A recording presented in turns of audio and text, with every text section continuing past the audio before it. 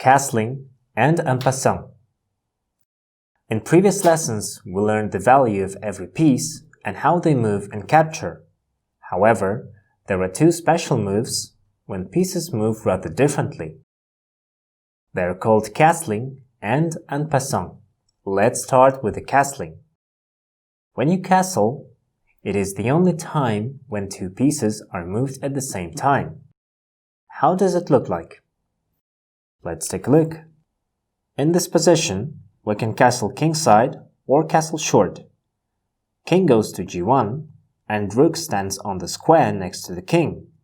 At the same time, king can castle queenside or castle long.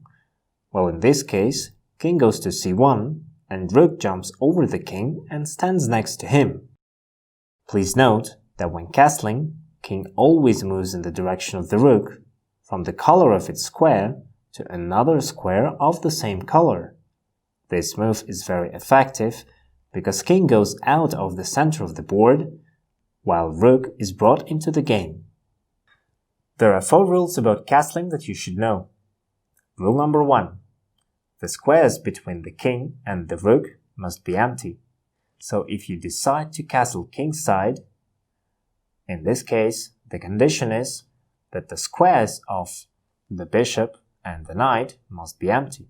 If you decide to castle queenside, the squares of the bishop, the knight, and the queen must be empty. Rule number 2. The squares next to king must not be under attack. If they are attacked, the castling is not possible.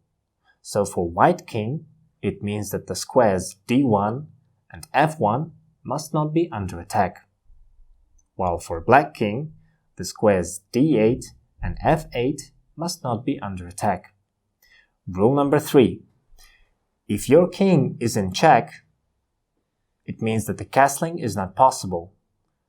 First you need to defend from the check, and then you can castle. Rule number 4. If you made a move with the king, then the castling is already not possible.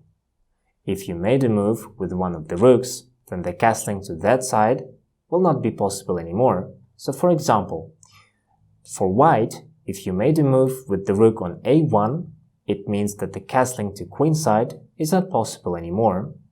So the same for the king side. If you made the move with the rook on h1, it means that the castling is not possible anymore. So these are the 4 rules that you should remember about the castling.